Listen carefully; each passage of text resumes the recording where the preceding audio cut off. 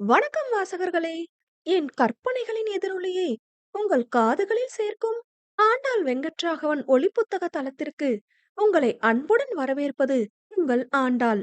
இன்னைக்கு நாம கேட்க போற கதை என் வாழ்வோவிய தூரிகை அவன். கதையின் குரலாய் நான் ஆர்ஜே காமாட்சி. இந்த கதை பிடிச்சிருந்தா லைக் பண்ணுங்க, ஷேர் பண்ணுங்க. கதையை பத்தின கருத்துக்களை மறக்காம கமெண்ட்ல சொல்லிட்டு போங்க. இப்பதான் புதுசா சேனலுக்கு வரீங்கன்னா சேனலை சப்ஸ்கிரைப் பண்ணிட்டு பக்கத்துல இருக்க பெல் ஐகான தட்டி விடுங்க. அப்பதான் நாங்க போடுற கதைகளோட நோட்டிபிகேஷன் உங்களுக்கு உடனுக்குடனே கிடைக்கும். வாங்க கதை கேட்டு ரசிக்கலாம். ஓவியம் 34. அழகிய காலை பொழுது. ஆனால் ஆடவனுக்கு அவ்வளவு ஓப்பாக இல்லை. ஆ என்று கத்தும் மணையாளின் கரங்களை இறுக பற்றிக் கொண்ட ருத்ரன் கண்களில் கண்ணீர் கரை புரண்டோட, சாரிடா, சாரிடா பாப்பா, சாரிடா, அவ்வளவுதான் என்றான்.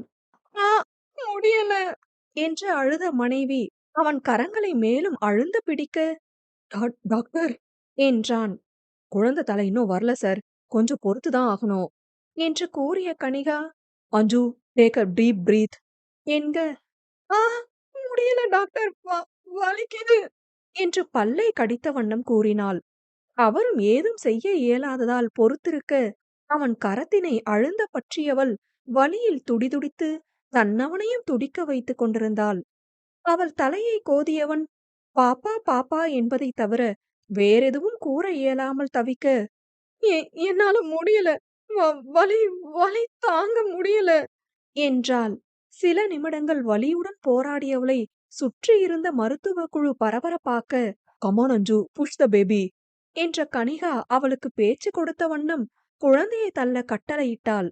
குயின் ஆஃப் பெயின் என்று கூறப்படும் பிரசவ வலியை அணு அணுவாய் அனுபவித்து தன் கணவனையும் அனுபவிக்க செய்தவள் பிடித்திருந்த அவன் கரத்தின் எலும்புகளை நொறுக்கிவிடும் அளவு இறுக பற்றி ஆ என்ற கதறலுடன் தன் முதல் குழந்தையை பெற்றெடுத்தாள். கண்களில் கண்ணீருடன் அதை கண்டவன், பாப்பா, ஒன் மோர் பேபி என்று அவளை சோர்வடையாதிருக்க ஊக்கப்படுத்த, ஆ, அது எனக்கு தெரியாதா, வலி தாங்க முடியல, ஏதாவது பண்ணுங்க என்றாள்.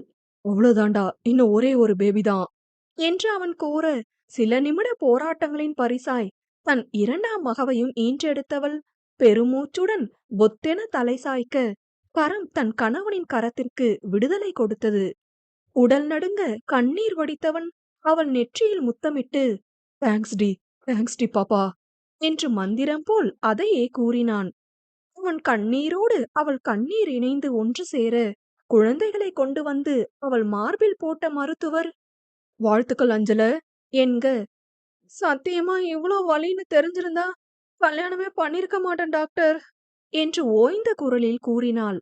அதில் அவர் சிரித்து கொள்ள, கூறியவள் மார்பில் முட்டி எத்தி தன் வருகையை பறைசாற்றிய குழந்தையை கண்டவள் கைகள் நடுங்க மெல்ல வருட, அவள் உடலில் வலிகளை தாண்டிய ஒரு சிலிர்ப்பு.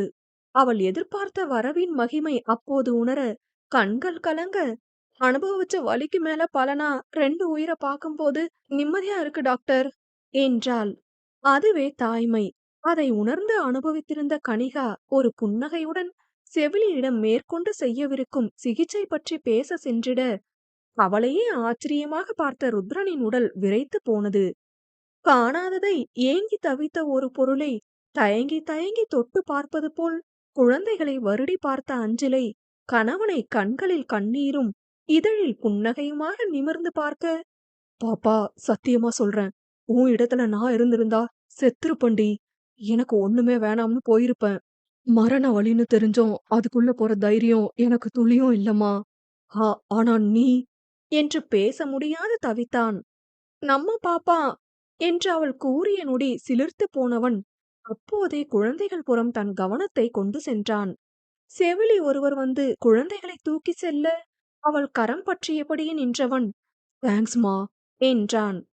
சில நிமிடங்களில் சார் என்றபடி இரு குழந்தைகளை தூக்கி வந்த செவிலிகள், ஒரு பாய் பேபி, ஒரு கேர்ள் பேபி, மூத்தது பாய், இளையது கேர்ள் என்று கூறினார்.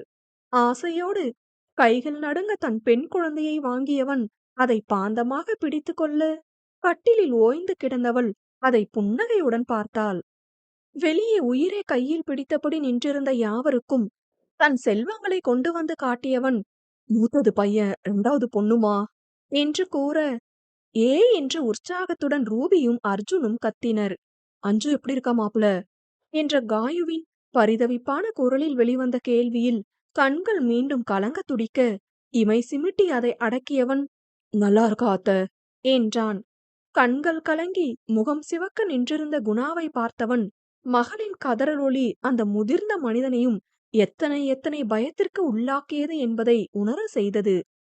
பேர பிள்ளைகளைக் கண்டு பூரித்து போன மகா, அஞ்சு நல்லா இருக்காளாப்பா என்று வினவ, நல்லா இருக்காமா என்றான். ஃபைனலி நான் அத்தையாகிட்டேன் என்று ரூபி குதூகலிக்க, ரூபியிடம் ஒரு குழந்தையையும் அர்ஜுனிடம் ஒரு குழந்தையையும் கொடுத்தனர். அகைன் ஒரு அண்ணன் தங்கை என்று இமை பணித்தவள், உன் பேபிடால் சிஸ்டரை நீ பத்திரமா பாத்துக்கணும் என்று கூறி, எங்க அண்ணன மாறி என்று அண்ணனை பார்த்தாள். அதில் அவள் தலை கோதியவன் அர்ஜுனை நோக்க, அந்த பிஞ்சு குழந்தையின் கையில் தன் விரலை கொடுத்து சிலிர்த்து நின்றவன், பிடிச்சுக்கிட்டாமா என்று உற்சாகத்தோடு கூறினான். வெளியே வந்த கனிகா, அஞ்சு ரொம்ப நல்லா இருக்கா, உள்ள போய் பாத்துட்டு வாங்க என்று கூற, யாவரும் உள்ளே நுழைந்தனர். கட்டிலில் படுத்திருந்த மகளிடம் வந்த பெற்றோர் இருவரும் புன்னகையுடன் நலம் விசாரிக்க, மகா மறுபுறம் வந்து நின்று தலை கோதினார். அனைத்தையும் கைகளை கட்டிய வண்ணம் வேடிக்கை பார்த்த ருத்ரன் சட்டென ஏதோ நினைவு பெற்றவனாக வெளியே சென்றிட, உள்ளே வந்த செவிலி, குழந்தைக்கு ஃபீட் பண்ணணும், எல்லாரும் வெளியேறுங்க என்றார். ஒரு நேரத்தில் ஒரு குழந்தையை சமாளிப்பதே பெரும் பாடு. இதில் ஒரே நேரத்தில் 2 குழந்தைகளை எப்படி சமாளிக்கப் போகிறோம் என்ற பயம் அஞ்சுவுக்கு தோன்ற, அவள் பயம் புரிந்து அவளுக்கு சில பல விளக்கங்களை கொடுத்து கற்பித்துவிட்டு செவிலி குழந்தைகளுக்கு அமுதூட்டிய பின் தொட்டிலில் இட்டு சென்றார். 2 நாட்கள் மருத்துவமனையில் வாசம் செய்திருந்தவள் புறப்பட தயாராக இருக்க, அவளையும் குழந்தையையும் வந்து பரிசோதித்த கனிகா, 3 பேரும் நல்லா ஹெல்த்தியா இருக்கீங்க. கொடுத்த மெடிசன்ஸ் ஒழுங்கா எடுத்துக்கோ. கொஞ்ச நாள் தை மசில்ஸ்ல வலி இருக்கும். மருந்து கொடுத்திருக்கேன். எதுவும் எமர்ஜென்சினா எனக்கு கால் பண்ணு என்று கூறினார். தேங்க்யூ டாக்டர் என்று அஞ்சு கூற, ரியலி நான் எத்தனையோ பிரெக்னன்சி கேசஸ் அட்டென்ட் பண்ணிருக்கேன். ஆனா நீங்க எனக்கு ரொம்ப புதுமையான ஜோடி. அவரை போல கணவன் கிடைக்க நீயும், உன்னை போல மனைவி கிடைக்க அவரும் கொடுத்து வச்சிருக்கணும் என்று கனிகா கூறினார்.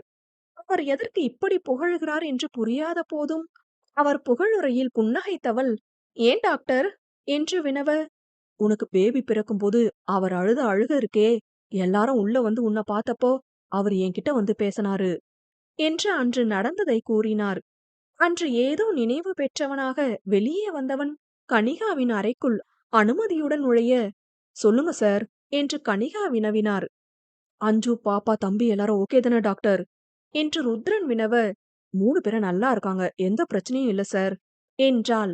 அதில் புன்னகைத்து கொண்டவனிடம் மேலும் மற்ற விவரங்கள் பற்றி பேசிக்கொண்ட கனிகா, ஃபேமிலி பிளானிங் பண்ணிடலாமா சார் என்று வினவ, அத பத்தி தான் பேச வந்தேன் என்றவன், ஃபேமிலி பிளானிங் ஆபரேஷன் அஞ்சுக்கு பண்ண வேணாம், நான் பண்ணிக்கிறேன் டாக்டர் என்று கூறினான்.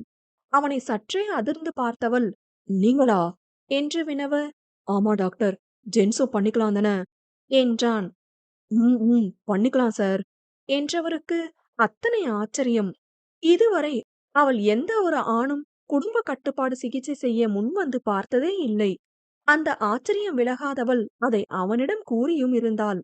சன்னமான புன்னகை ஒன்றை உதிர்த்தவன் கண்கள் லேசாக ஈரமடைய, அஞ்சு ரொம்ப சாஃப்ட் நேச்சர். சின்ன வலிய கூட அவ அவ்வளோ சுலபமா தாங்கி நான் பார்த்ததில்ல. தலைவலிக்கு வீட்டை 2 ஆக்குன நாட்கள் ஏராளம். ஆனா இன்னைக்கு அவளோட வேதனைய பார்க்க மட்டும்தான் முடிஞ்சது என்னால. அந்த வேதனைய பகிர்ந்துக்க வாய்ப்பு கிடைச்சிருந்தா கூட நான் அத செஞ்சிருப்பனான்னு தெரியல டாக்டர். அந்த தைரியம் எனக்கு நிச்சயம் இல்ல என்று விட்டு தன் முகத்தை அழுந்த துடைத்துக் கொண்டான். அந்த வேதனைய தான் என்னால ஒண்ணும் செஞ்சு தடுக்க முடியல. ஆனா இந்த வலிய தடுக்கலாமே. நான் பண்ணிக்கிறேன் டாக்டர்.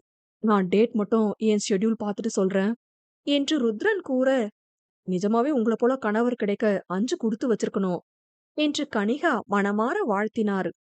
கனிகா கூறியதை கேட்ட அஞ்சு கற்சிலையாக இறுகிவிட, நயனங்கள் தழும்பி நின்று விழிநீர் வழிபாதை தேடி நின்றது. நிஜமாவே நீங்க 2 பேருமே கொடுத்து வச்சவங்க அஞ்சு. எல்லா பொண்ணுங்களுக்கும் இப்படி ஒரு லைஃப் அமையாது. உனக்கு அமைஞ்சிருக்கு. அத சந்தோஷமா வாழுடா என்று கனிகா மனமாற கூற, தேங்க்ஸ் டாக்டர் என்றாள். கட்டண மகிழ்ந்து வரவைத்த ருத்ரன் தன் பிள்ளைகள் மற்றும் மனைவியோடு மாமியார் வீட்டிற்கு திரும்ப ஆரத்தி எடுத்து 4 கொண்ட குடும்பமாக அவர்களை வரவேற்றனர். வருண், சாய் மற்றும் அவர்களது 3 மாத பெண் குழந்தையான அதிதி கிருஷ்ணா ஆகியோர் குழந்தையை காண வந்திருக்க, அஞ்சுவின் நலம் விசாரித்து குழந்தைக்காக தாங்கள் வாங்கியவற்றை கொடுத்து விட்டு புறப்பட்டனர். இரவு உணவை முடித்துக்கொண்டு செல்ல உறவினர்கள் சிலர் கூடியிருப்பதை சற்றே அதிருப்தியுடன் பார்த்த ருத்ரன், "அத்த, அஞ்சு ரூம் ரெடியா?" என்று கேட்டான். "நீங்க கொடுத்த கொசுவலை அடிச்சு குழந்தைகளுக்கான மெத்தையும் விரிச்சு ரூம் தயாரா இருக்கு மாப்ள" என்று அவர் கூற, சிறு புன்னகையுடன் மனைவி மற்றும் குழந்தைகளுடன் அவள் அறைக்கு சென்றான். 2 பிள்ளைகளுக்கும் அமுதூட்டி உறங்க வைத்தவள் கணவனை ஏறிட, உறங்கும் பிள்ளைகளை ஆசையோடு வருடி உடற்சிகை சிலிர்க்க புன்னகைத்தான். "ஏன் என்கிட்ட சொல்லல?" என்று அஞ்சு வினவ, அவளை நிமிர்ந்து பார்த்தவன், "என்னம்மா?" என்றான். "நடிக்காதீங்க, டாக்டர் எல்லாம் சொல்லிட்டாங்க" என்று அவள் கூறவும், அவள் எதை கூறுகிறாள் என்று புரிந்து கொண்டவன், "வீட்டுக்கு வந்து சொல்லிக்கலாம்னு இருந்தம்மா" என்றான். எப்படி நீங்க?" என்று வார்த்தைகளை கோர்க்க முடியாத அவள் பரிதவிப்பை சன்னமான புன்னகையுடன் பார்த்தவன், "இது ஒரு காமன் ஆபரேஷன். இத ஆண்கள் பெண்கள்னு இரு பாலினரும் செஞ்சுக்கலாம்னு உனக்கு தெரியும் தானே?" என்றான். "தெரியும், ஆனா கேள்விப்பட்டதில்ல" என்று கூற, அவளை தன் தோளில் சாய்த்து கொண்டவன், "பாப்பா" என்று வலி நிறைந்த குரலில் அழைத்தான். பாவை அவனை நிமிர்ந்து பார்க்க, "நமக்கு மட்டும் டின் பேபிஸா இல்லாம இருந்திருந்தா நிஜமாவே இன்னொரு குழந்தைய நினைச்சு கூட பார்த்திருக்க மாட்டேன்டி. பொண்ண ஒரு பலவீனமான பாலினமா எப்படி இந்த சமுதாயம் ப்ரொஜெக்ட் பண்ணுதுன்னு நான் ரொம்ப ஆச்சரியமா உணர்ந்த தருணம் அது. நானெல்லாம் என்னம்மா ஆம்பள? உன் இடத்துல இருந்திருந்தா சத்தியமா யோசிக்க கூட முடியாது என்னால. எப்படி பெண்கள் மரண வலின்னு தெரிஞ்சும் விரும்பியே, அதுவும் அடுத்த முறை பிள்ளை பெத்தெடுக்கறாங்க. ஒரு முறை அனுபவிச்ச வலியோட சூடு மனசுல ஆறாம இருக்கும்போது துணிஞ்சு வராங்கன்னு ஆச்சரியமா இருந்துச்சு. என்னால அந்த வலிய பங்கிட்டுக்கவும் முடியாது, தடுக்கவும் முடியாது.